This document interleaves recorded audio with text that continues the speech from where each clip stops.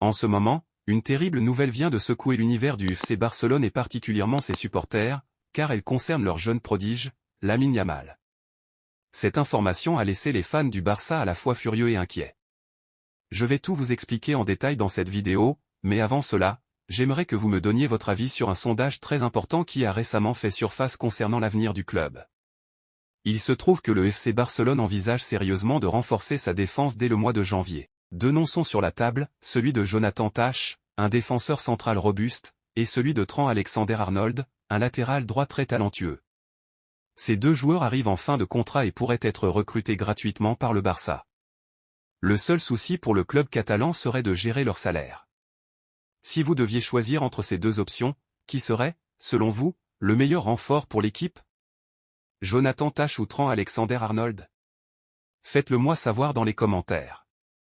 Maintenant, passons aux nouvelles principales. Un véritable choc vient de frapper les fans du FC Barcelone. L'entraîneur de la sélection espagnole, Luis de la Fuente, est sous le feu des critiques pour la manière dont il gère la situation de Lamine Yamal. Le jeune attaquant barcelonais a rejoint l'équipe d'Espagne pour disputer plusieurs matchs dans le cadre de la Ligue des Nations, mais il a ressenti des douleurs à la jambe, conséquence d'une surcharge physique et des nombreux coups reçus lors des derniers matchs avec le Barça. Selon les dernières informations, durant le dernier entraînement de la sélection espagnole avant leur match contre le Danemark, prévu pour ce vendredi, Lamine Yamal aurait ressenti une vive douleur à la jambe et immédiatement porté la main à son genou.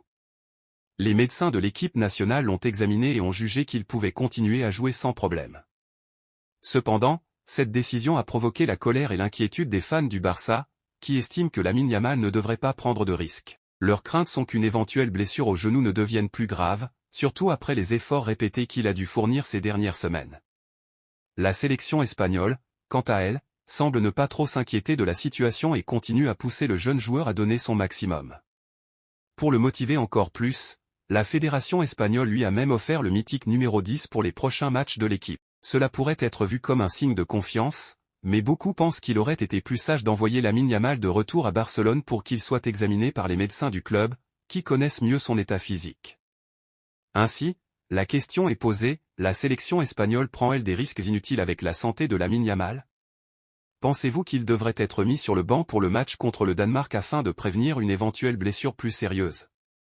Dites-moi ce que vous en pensez dans les commentaires, je les lirai avec attention. À très bientôt pour de nouvelles informations.